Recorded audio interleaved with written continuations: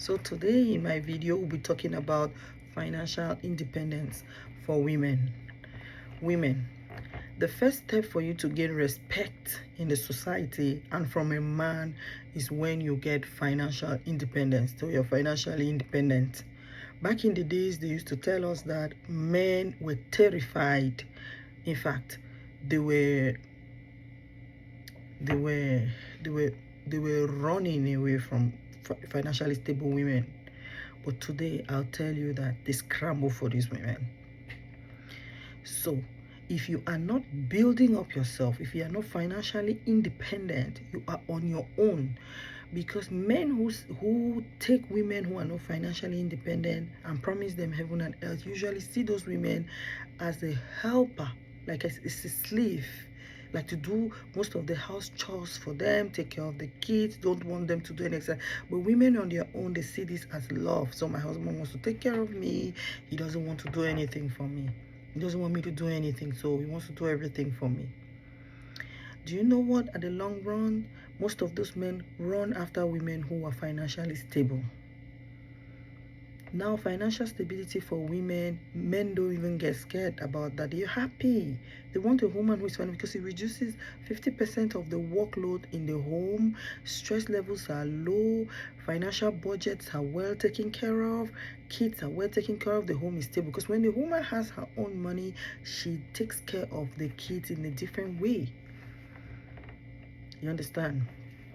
So financial independence as a woman is very necessary. Don't just be satisfied in a marriage and sit there. It doesn't only help you, it helps your husband as well. It helps them because from the moment you become financially stable, it reduces the level of stress in your marriage. In my other video, I spoke about financial imbalance. Then 75% of the problem couples are facing comes from financial imbalance. So one person has decided not to work money while the other is doing all the work. So if you have to reduce that load, if all women were independent and they were fighting to become as strong and as independent as a woman can be, have a good job, go to school, get career and work hard and still maintain their position as women in their home, will reduce that 75% to 25% because in any case we still have those recalcitrant people. So please, ladies, take your financial independence very seriously because that's at the end of time, that's what is going to save your head. Can you now see that whenever a woman moves from her marriage and she becomes independent, that's when she rediscovers herself? Majority of the people or single women you see out there are a product, they're doing extremely well. They are doing extremely. They have companies, they rediscover themselves. Some of them went back to school. Why is it that we have to wait only when the problem comes before we start rediscovering ourselves, before we start taking action to go to school, to improve our well-being, to go to work, we start looking good and start doing weight loss? Why all of that? Why do you have to wait when there's a problem, when there's a divorce before you start? You had all the time, 20 years in marriage, 15 years in marriage, 10 years in marriage, nothing. You just kept up to yourself.